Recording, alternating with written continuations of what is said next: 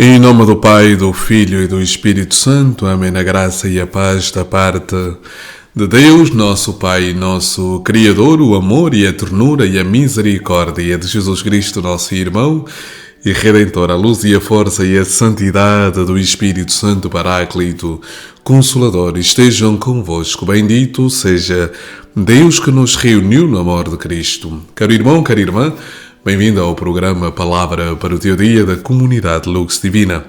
Aí onde está na circunstância concreta do seu dia, com ideias claras e distintas. Ore comigo, ore connosco, ore com a comunidade Lux Divina. Ao Deus da vida, ao Senhor que dá sentido à existência do ser humano, ao Senhor que molda o nosso coração. Neste dia de sexta-feira, que segundo a antiquíssima tradição da Igreja é dia de penitência, jejum e abstinência. Portanto, ore comigo ao Deus da vida. Oremos, ó Jesus vivente em Maria, vindo viver e reinar em nós, consagra-nos hoje e sempre a sabedoria, para vivermos só para vós, vós que viveis e reinais com o Pai, na unidade do Espírito Santo, por todos os séculos dos séculos. Amém. Caríssimos irmãos e irmãs, a palavra do Senhor deste dia que pretendemos proclamar de maneira clara e distinta, extraída do Evangelho de São Marcos, capítulo 8, versículos de 34 a 37, e depois lemos o capítulo 9, versículo 1. Vou corrigir, capítulo 8, versículos de 34 a 38, depois o capítulo 9, versículo 1. Naquele tempo, chamando a si a multidão, juntamente com os discípulos, disse-lhe: Se alguém quiser vir após mim, negue-se a si próprio, a si mesmo, toma a sua cruz e siga-me. Porque quem quiser salvar a sua vida, perdê-la. E quem perder a sua vida por mim e pelo Evangelho, salva-la. Que aproveita ao homem ganhar o mundo inteiro e perder a sua alma? Ou que pode o homem dar em troca da própria alma? Pois quem se envergonhar de mim e das minhas palavras diante desta geração adúltera e pecadora, também o Filho do Homem se envergonhará dele, quando vier na glória de seu Pai com os santos anjos. Disse-lhes também: em verdade vos digo, que alguns dos que estão aqui presentes não experimentarão a morte sem ter visto chegar o reino de Deus com todo o seu poder. Palavra da salvação. Glória a vós, Senhor, por este santo Evangelho. Perdoai-nos, Senhor. Caríssimos irmãos e irmãs, a alegria do Senhor é a nossa força. Literalmente, a alegria do Senhor é a nossa força. Caro irmão, cara irmã, Jesus coloca condições. Coloca no percurso, pensemos e recapitulemos. Recapitular não, partimos do princípio. Primeiro, Jesus chama a si os discípulos. Chama a si os discípulos, os apóstolos, Pedro, Tiago, João, Simão, Judas Iscariote, Judas Tadeu e todos os outros. Tiago, filho de Zebedeu, e o outro Tiago. Jesus chama-os e apresenta a sua proposta de vida. Pensemos, é como se alguém quisesse, alguém é o dono de uma empresa, alguém que tem um projeto, pretende selecionar um grupo de pessoas. Eu estou plenamente convencido, e certamente você que me está a acompanhar também, meu irmão e minha irmã, que se tivéssemos de formar uma equipa, iríamos seguramente e certamente procurar os melhores da área. Ou seja, imaginemos que eu pretendo construir uma casa, eu quero arranjar o melhor trolha possível, o melhor pedreiro para me fazer o muro, o melhor... ou seja, vou procurar os especializados, os melhores da área. Mas quando nós olhamos para aquilo que Jesus constrói, Jesus vai procurar os piores. Então parece-me contraditório. Jesus tem um projeto de vida, tem um projeto de salvação. E neste projeto de salvação nós achamos curioso que Jesus não vai buscar os superes, né? Aquele a quem podemos intitular dos super-homens. Não, Jesus vai buscar os mais frágeis, os mais débeis, e vai constituir esse grupo a partir destas pessoas. E, portanto, no momento em que a caminhada já começou, Jesus já vai a meio do seu percurso, mais do que a meio do seu percurso. Jesus tem uma multidão que o acompanha. Não nos esqueçamos, Jesus tem sempre 3 grupos distintos que o acompanham. A multidão, os discípulos e depois os apóstolos. E dentro deste grupo, Jesus percebe que nem todos estão ainda em sintonia com a sua mensagem.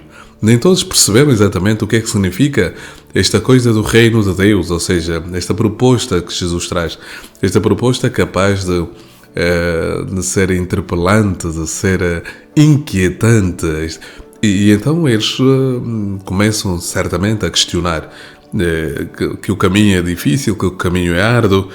E Jesus já anunciou a sua paixão e, portanto, Jesus primeiro anuncia aquilo que vai acontecer, um fim trágico, repreende Pedro e ainda assim coloca a exigência de seguimento. Então, ele apresenta esta condição: quem quiser. Ou seja, Jesus não impõe, e já sabemos desse discurso da não imposição da proposta de Jesus. Mas a verdade, caro irmão e cara irmã, parece-me estranho que depois de um longo caminho, depois de Jesus ter curado o cego, depois de Jesus ter curado o leproso, depois de Jesus ter andado sobre o mar, depois de Jesus ter multiplicado os pães, Jesus anuncia a sua paixão. E anunciando a sua paixão, coloca um certo desconforto no grupo, traz um certo desconforto, uma inquietação muito grande, porque estes homens e mulheres confiaram as suas vidas nas mãos de Jesus, e agora como é que Jesus vem e diz que vai ser morto, que vai ser... Mas afinal teve a gozar connosco até esse tempo todo, afinal por quem nos toma? Ou seja, eu imagino a revolta destes homens que terão deixado tudo. Pedro deixou a sua profissão, a sua casa, a sua esposa para seguir o Senhor, juntamente com seu irmão André. Tiago e João também deixaram os outros. Levi era cobrador de impostos. Judas também deixou a sua vida. Simão, o zelota. Ou seja, cada um destes homens deixou a própria vida para seguir Jesus. Então eles sentem nesse momento como que defraudados nas suas expectativas. Mas a verdade, caro irmão e cara irmã, é que eles ainda não tinham vivido a experiência com o Espírito Santo. Sim, sem o Espírito Santo nós não conseguimos compreender a verdade do Evangelho, esta verdade do reino dos céus. Esta verdade que o Senhor diz: quem quiser vir após mim, quem quiser, o condicional, ou seja, quem quiser, ou seja, quem desejar, quem sentir o apelo do Senhor, a voz do Senhor, se ouvires a voz do Senhor, não feche o teu coração. Então, mas quem ouvir, negue-se a si próprio. Ou seja, quem nos diz, é uma realidade canótica. Ou seja, é o esvaziamento, é a abnegação, é a mortificação.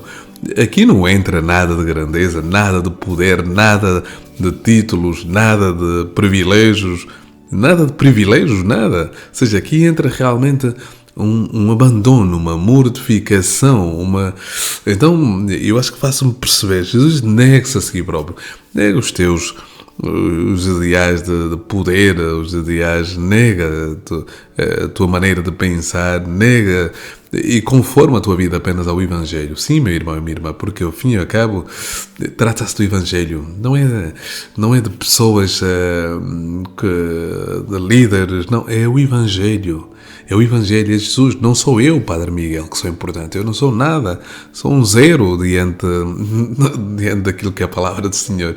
E assim também posso dizer em relação a todos os outros. A palavra de Deus em primeiro lugar. A palavra de Deus é aquilo que conta. E então nós percebemos que Jesus diz: nega-se.